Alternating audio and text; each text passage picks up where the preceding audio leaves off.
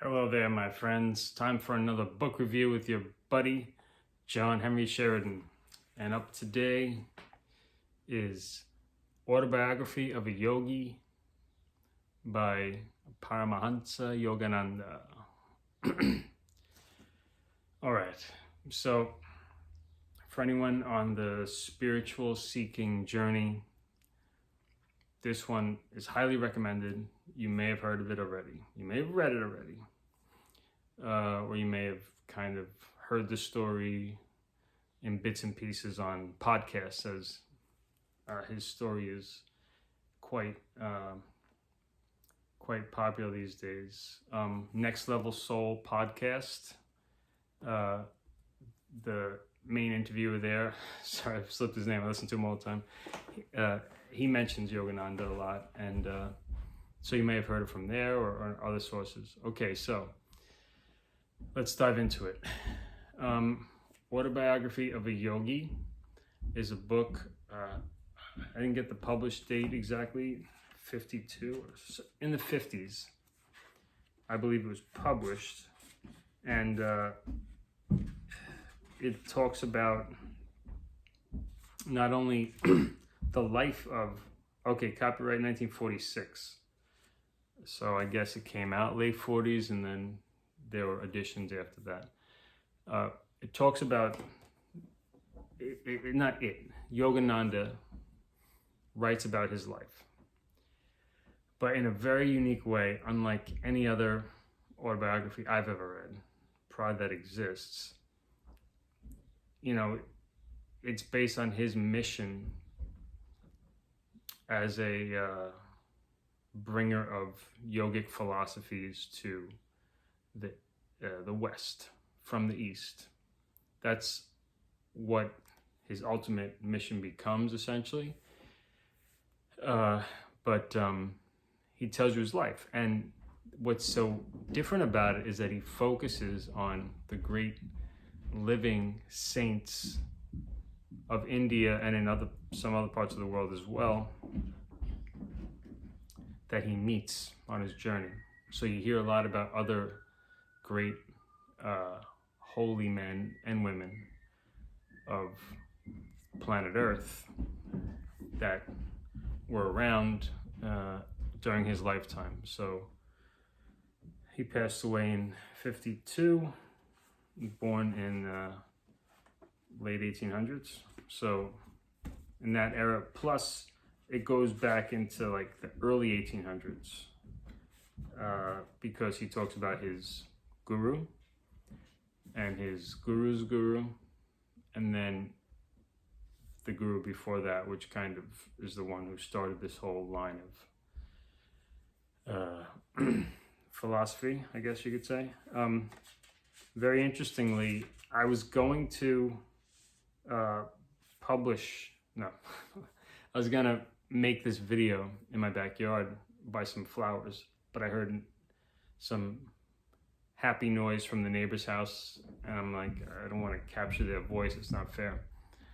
So let me move downstairs, and I sat in this chair, this sofa, and began to set up, and then I realized this is exactly where I had recently took photocopies from the book and put up a picture of Yogananda with his guru Sri Yukteswar, and then Yukteswar's guru Lahiri Mahasaya. I'm saying it with my English way.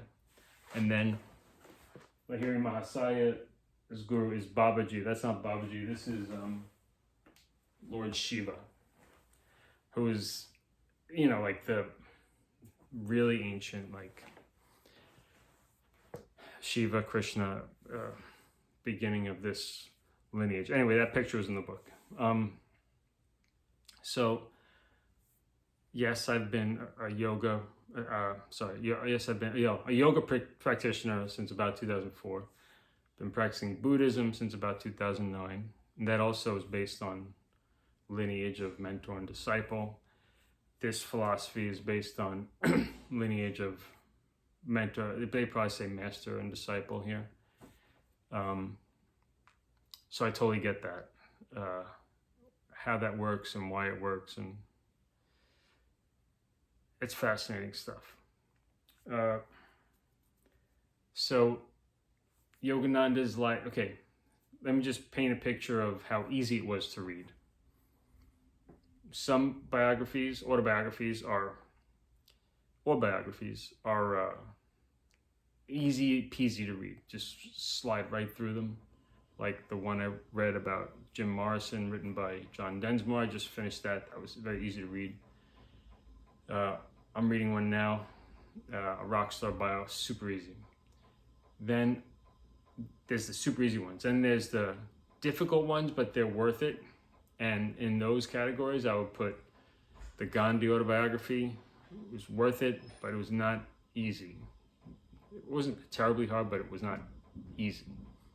And then I'm also reading Pope John Paul II's, one of his biographies. I feel it's worth it. You know, I was born and raised Catholic, and he was the Pope when I was alive, so when I was young, so I want to read it. I've been working on it for over a year. That's, I wouldn't say that's difficult. That's yeah, not that easy, but not that difficult. Easier than Gandhi, I guess. And then something like this, Yogananda's autobiography, is smack in the middle. It was not easy like a rock star bio, but it was definitely not difficult like Gandhi. It's so well written and smooth, and the stories are fascinating, but there's just a lot of information and a lot of names and some, unfamiliar things to a Western mind, terms and stuff, and a lot of small print too. So, I couldn't just breeze through it. It wasn't, like with some rock star bios, I'm familiar with the story already and I'm just getting more details. So it's just so easy, like processed food in a way. But this is a little bit processed food, but mainly a lot of healthy, nutritious food in here, So, but this I read within the past 2 months, 3 months maybe. Gandhi, it took like 3 years. This Pope John Paul II is taking a year or two. The Doors was 2 weeks, so this took a few months to give you an idea of how long it takes me. I do it as I digest it and as my interest level, where that falls, my excitement to read it. So anyway, do I recommend it to spiritual seekers? Yes. To people who are not actively seeking spiritually, I imagine you might stumble with like maybe your belief system or something. I don't know,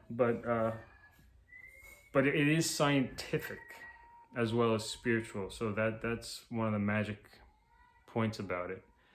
He talks about universal things in a way with such confidence and such clarity. It's very refreshing.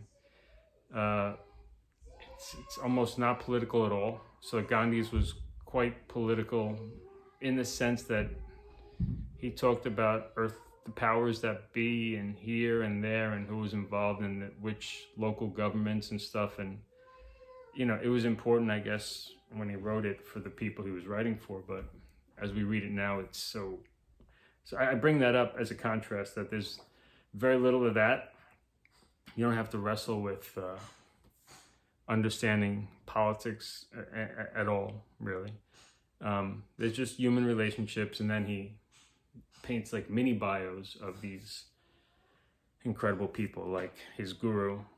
The meeting of his guru is just awesome, and his love for his guru, Sri Yukteswar, is fascinating stuff.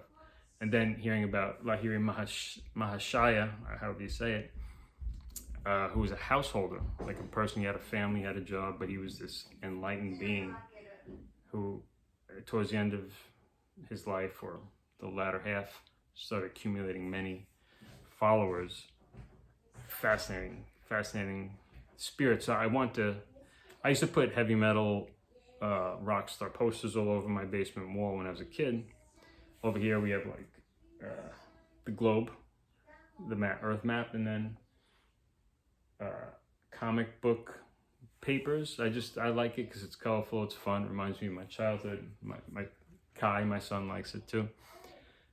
But rather than putting up other posters of people who are not exactly great role models, I just want to, I've been meditating more, so I want to like look at people who've mastered meditation, and I meditate like right over here where I would look at them. I can't really see it well, but I would kind of think about them before I meditate, and that works well. Yeah, all right, I couldn't wait to put this video out, even though it's kind of here, there, and everywhere, just because I'm glad I read it. You know, it's this thing I considered reading for a while. It is thick, and watch this, check this out. So you actually have to flip it over. I'm sure it wasn't done on purpose. I'm not sure, but I think it wasn't. But I guess this was just an error book or something. I'm glad I read through it. It impacted me enough to put the pictures on the wall. All right. And it helped deepen my meditation practice, which I had just begun basically January 1st. I started the end of December. Of course, I've been chanting for years, actively chanting every day, and sometimes for long periods of time. But I want to try actually just silent meditation and sitting, and the discipline of that, and just really bringing the mind to silence as much as possible, or at least reducing activity. And I've been enjoying that as well. Okay. So I have to say, Yogananda, very fascinating character. I'm sure I'll be tuning into more of his. He has many other books, apparently, I saw at the end here, or things that the society that carries on his traditions, Self-Realization Fellowship. They published many of his works compiled over the years as well. There are centers you could visit, certainly in California and India, probably a lot of other places too. Anyway, that's all for now. Until next time, keep reading, keep enjoying, and namaste.